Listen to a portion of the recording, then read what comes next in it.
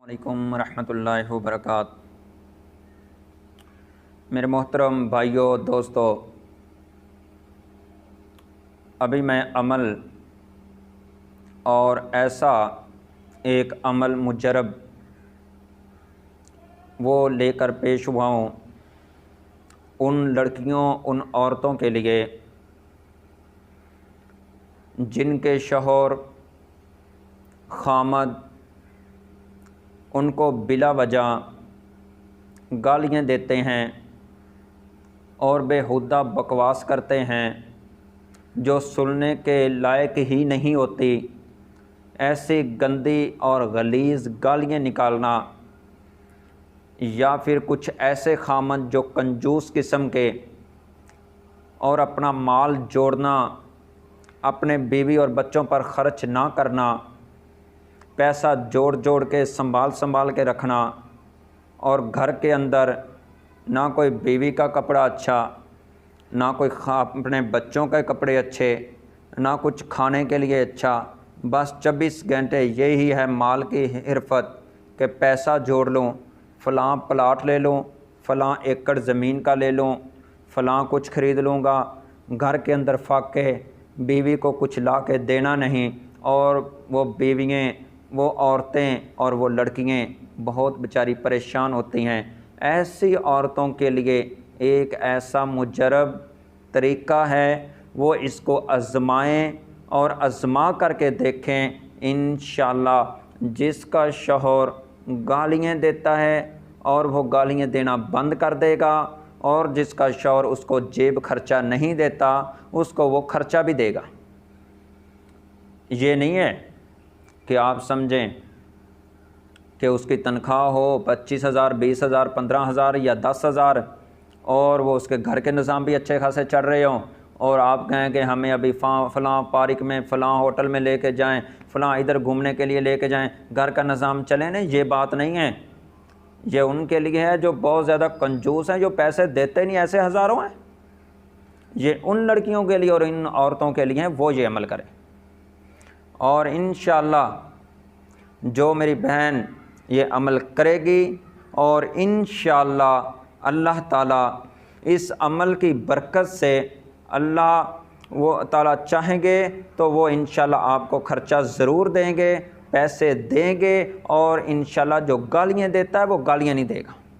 ये ख़ास कर अमल गालियों के लिए बहुत मुजरब है। ये मैंने हज़ारों ऐसे लोग देखे हैं, ऐसी बच्चियाँ वो बेचारी रोती हैं। वो मदरसों की पढ़ी हुई, तलीम अच्छी खासी, कुरान को जानने वाली, हदीस को जानने वाली, और वो ऐसे उनके शौहर होते हैं कि उनके पास दुनियावी तलीम होती है और कुरान हदीस को जानते ही नहीं हैं। बस थोड़ा सा गुस्सा आया और जज्बात में आए, ऐसी ऐसी गाली बक दी जो सुनने के काबिल ही नहीं होती। कोई आम आदमी तो सुन ले तो वैसे ही इतनी गाली गलीज़, ऐसी ऐसी गाली निकालते हैं तो वो बच्चियाँ रोती हैं। ऐसी बच्चियों ने कहा कि कारी साहब हमने तो कभी ऐसी गाली सुनी नहीं जो ये मेरे खामद ने मुझे गाली दी है, मैंने तो अपने घर में कभी नहीं सुनी थी। ये पहली दफ़ा इसकी ज़बान से मैं ये गालियाँ सुनती हूँ। ऐसी गंदी गालियाँ निकालता है। वो परेशान होती हैं, बेचारी रोती हैं कि क्या हमारी नमाज़ें हैं, हमें नमाज़ें ये नहीं सिखला सकती कि अपने गुस्से पर हम काबू नहीं कर सकते। हमने क्या कलमा पढ़ा है, हम तो कलमा गो लोग हैं। कलमा पढ़ा हुआ है, कुरान हदीस को जानने वाले हैं, कुरान हदीस को समझने वाले हैं। हमने कुरान पढ़ा, हमने हदीस पढ़ी, क्या हमें यह गुस्से पर कंट्रोल नहीं करा सकता? तो फिर फ़ायदा कि हम अपने गुस्से पर काबू ही नहीं कर सकते। ओ भाई, गुस्सा तो हर आदमी को आ जाता है, मगर ना ऐसा गुस्सा जो हद से आगे बढ़ जाए। तो ऐसी औरतों के लिए और लड़कियों के लिए मैं आपको एक अमल बताता हूँ। सूरह बकरा का है, पारा भी पहला है और पहले पारे की आयात नंबर 18 है। इस आयात नंबर 18 को आप कसरत से पढ़ें, कसरत से पढ़ें और इंशाअल्लाह देखना कि वो गालियाँ देना बंद कर देगा। बहुत मुजरब अमल है उन औरतों के लिए, लड़कियों के लिए जिनका खामद उनको बिला वजह गालियाँ देता है और गंदियाँ गालियाँ देता है, और उनके लिए भी जिनको खर्चा नहीं देते, कंजूस लोग जेब में पैसा जोड़ जोड़ के जमा करके रखते हैं। ओ मेरे भाई, ओ अल्लाह ने रिज़्क़ दिया है, ओ पैसा दिया है अल्लाह ने, इसको खर्च कर, अपने घर के अंदर खर्च कर, ये भी आपका सदका है, ये भी नेकी है। अपनी ज़ात पर खर्चा कर, अपने कपड़े अच्छे पहन। एक सहाबी आया था ना, कपड़े कुछ मैले थे, अल्लाह के रसूल ने क्या आप अपने कपड़े धो भी नहीं सकते, साफ भी नहीं कर सकते? ओ मेरे भाई, अपना लिबास अच्छा पहन। अगर अल्लाह ने ताकत दी है तो अपनी ताकत के मुताबिक आपका लिबास अच्छा होना चाहिए। फिर आपकी बीवी के पास अच्छे कपड़े होने चाहिए, वो आपकी बीवी है, उसका हक़ है।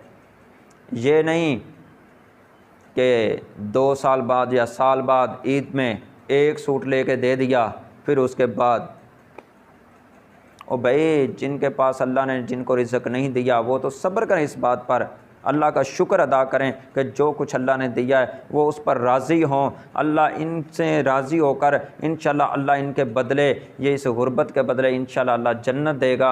हदीस में आता है ना, गरीब लोग जिनके पास दुनिया में कुछ नहीं था वो 50,000 साल पहले जन्नत में चले जाएंगे, और जिनके पास नहीं है वो तो अल्लाह का शुक्र अदा करें, वो सब्र करें। जिनको अल्लाह ने पैसा दे रखा है वो कंजूसी ना करें, वो इसको जोड़ के ना रखें, वो अपनी बीवी पर, अपने बच्चों पर ख़र्च करें, और वो उसके बाद और दूसरा सदका अपने रिश्तेदारों पर भी खर्च करें, और भी कोई गांव में, कोई शहर में गरीब लोग हैं तो उन पर भी खर्चा करें। पैसा जोड़ना नहीं चाहिए। बात उधर तो नहीं जाना चाहता, बात तो यही मैं अमल बताना है कि ये आयत जो है सूरह बकरा की आयत नंबर 18, सुम्मुन बुकमुन, ये जो पूरी आयत है ना, इसको आपने कसरत से पढ़ना है।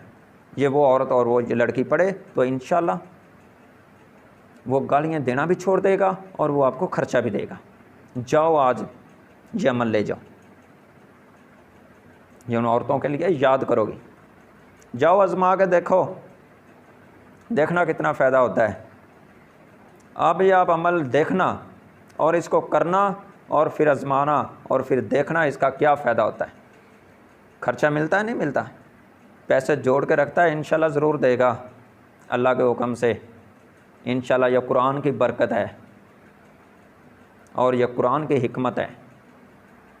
तो आओ मेरी मोहतरम बहनों, इस पर अमल करें। मैं दुआ करता हूँ कि जो कुछ मैंने बयान किया अल्लाह इस पर हमें अमल करने की तौफीक अता फ़रमाए।